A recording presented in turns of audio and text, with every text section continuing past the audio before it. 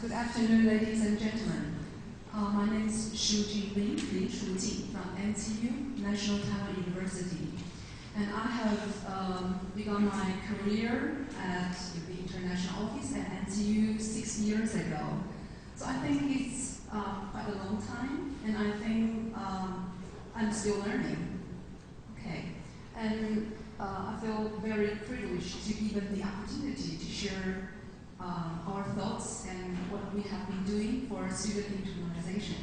And this is my topic, NTU students tuned in to the world. Why are we doing it? And what have we done? And the challenges we face ahead. Okay, very simple outline, our strategy, what we do, and issues we have. I wonder if you have come to our campus. NTU is located in the heart of Taiwan's capital, Taipei. It's one of the most premier institutions of higher education in Greater China area. And we attract, we recruit, and we recruit the best and brightest students from across Taiwan.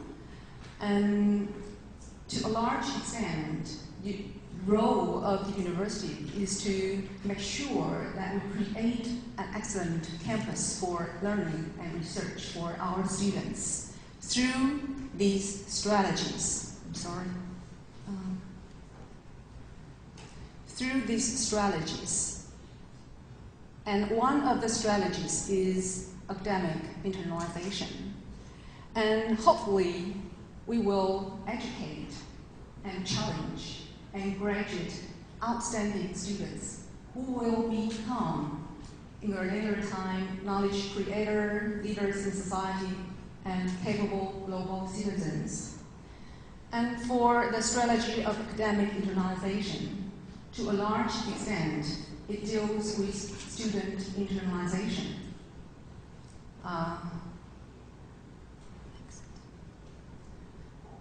NTU has been implementing a series of university-wide initiatives to broaden our students' international experiences. And there are three modes: curriculum, activities, and programs, which I will elaborate on them a little bit now. Let me begin with the mode of curriculum. So far, especially in the morning, we have talked about the issue of international curriculum. What we have done is we provide international studies, for example, European studies, American studies, Japanese studies, Chinese studies, etc. And we hope to provide our students with global perspectives. And for foreign languages, we provide more than a dozen different languages to our students. And for the courses instructed in English, because NTU is a very comprehensive university, and it is always a challenge for us to create enough English programs for our students. So we are trying very hard, and it has been a big debate within our campus because different faculty they have different philosophy. Some of them agree, but some of them disagree about English courses. But anyway, we are very regularly, every academic year, we provide more than 900 English courses, which are spread in different expertises. And we encourage and we sponsor students to do cross-border internship and site visits as well. The general idea is to add an international component to give students international learning opportunities. And so far, I think we have been doing very good, but still some improvement still needs to be made. And for the next, the modes of activities, we have some international co-curricular activities organized by our student clubs. And we have a long tradition of sending students to do cross-border service or visits. And we encourage students to attend international meetings and conferences, of course. And we have also, like the National University of Singapore, we have student volunteer program, student ambassador program, and so on.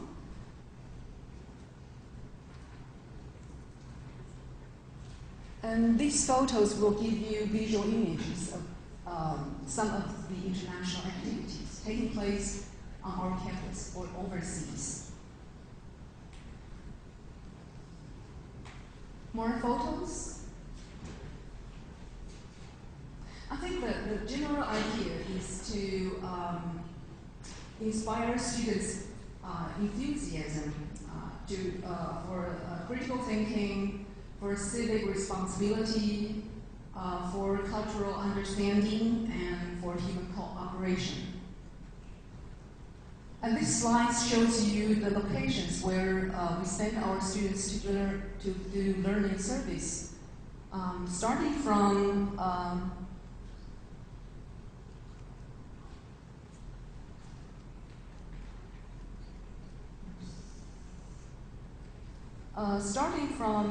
the Solomon Island and Kiribati in the Pacific, and India, the Philippines, Malaysia, Vietnam, Mongolia, Burma in Asia, and Swaziland in Africa, and Salvador in Central America.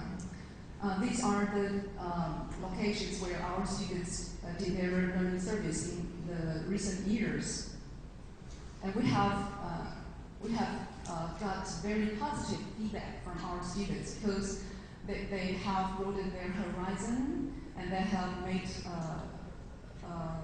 international friends, and they know as a global citizen what their responsibilities are, which I think are very worthy.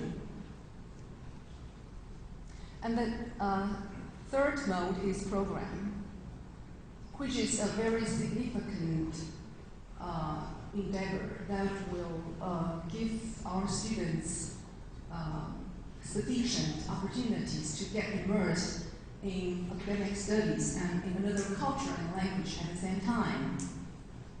And NTU has a long-standing collaborative partnership around the globe with more than 330 institutions.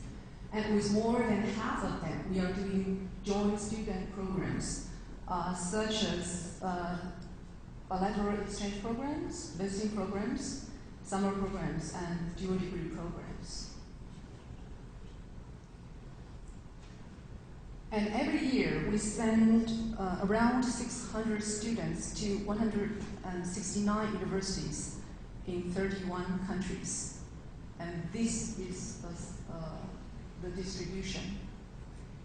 And the traditional destinations include Central America, Europe, and Asia. And to our great delight, I think students are now thinking not only the traditional destinations, but also the non-traditional destinations, which I think can be deemed as a sign of open-mindedness. And this slide shows you our summer program partnership. We send around 250 students to 16 top-tier universities in 6 countries every summer.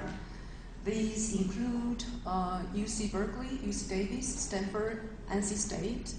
And in Europe, we have partners in Oxford, King's College, Exeter, IESEG, Heidelberg, Hamburg, Ulm, Utrecht. And in Asia, we are very happy to say we will start our summer program this year with RISMICON. And on a regular basis, we send our students to Nagoya, Kyushu, and Akita International.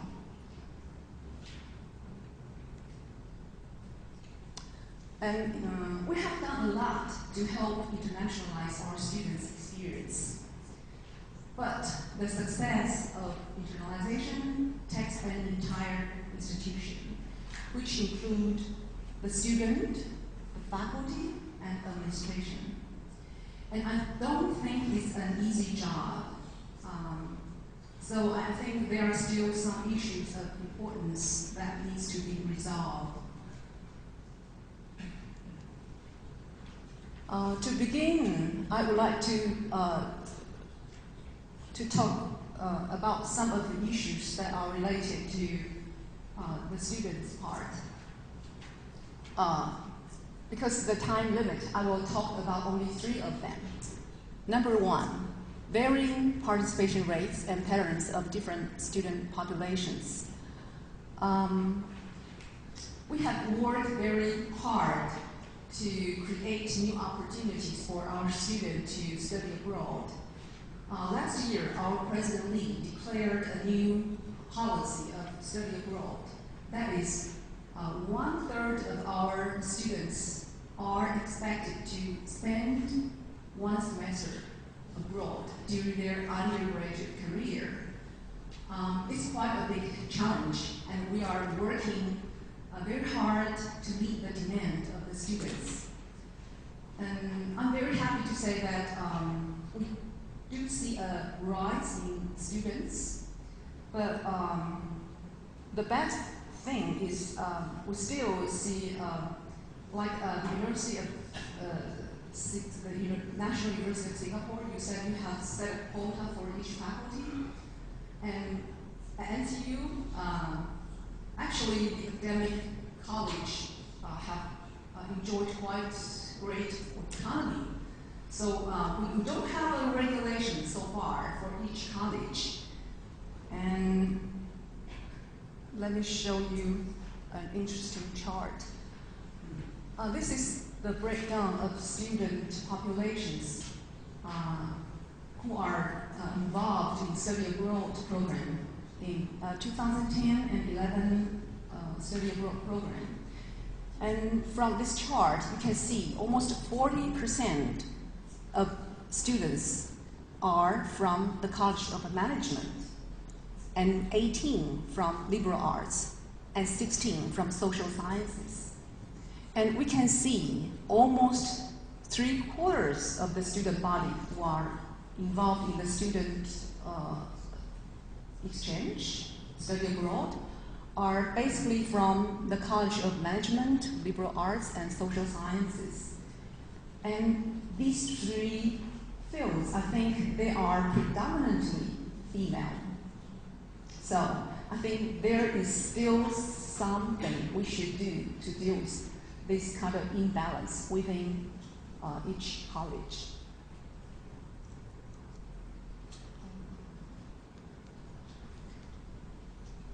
And issue number 2, basic requirements for students to fulfill. Here, by basic requirements, I refer to the financial resources that we should have to afford this kind of study abroad. And I think we should think of who is responsible for the financial resources. The university, or the government, or the student and his or her family themselves. I think we should think of it, because now government is increasing their subsidies. So I think it is critical to think about where will the students get their financial support. And another basic requirement is the language skills, especially for students who have a hard science background. I think they are not trained enough to have adequate language proficiency to pursue their study abroad. And the third is about attitudes. It's about attitudes of students. I think too often study abroad is described as a very personally inspiring and, you know, very, very personal, exciting experiences. So not to our surprise, the students are not ready when they, before their departure or even during their exchange. They are not ready to face the realities, challenges, or complexities of studying abroad. And I think that attitudes should be, you know, to be clarified more. And on the faculty side, we talk about international curricula, and internationalized curricula is a very complex undertaking, and the success of it relies mainly on the faculty. And at NTU, I don't think sufficient incentives have been provided.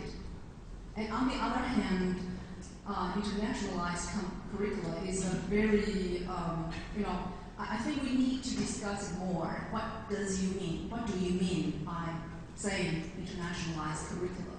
And we have to think of a way, you know, to broaden and deepen this good idea. And also attitudes on the faculty. I don't think a lot, if you agree, I'm not sure if you agree with me, I don't think too much faculty does value, or they don't trust the value of internalization.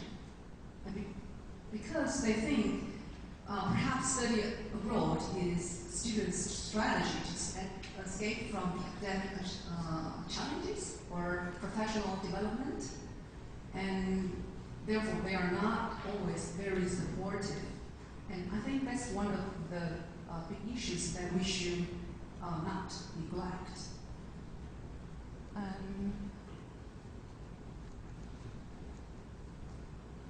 And the last part is concerned with administration. Issue number one is about how we form the team.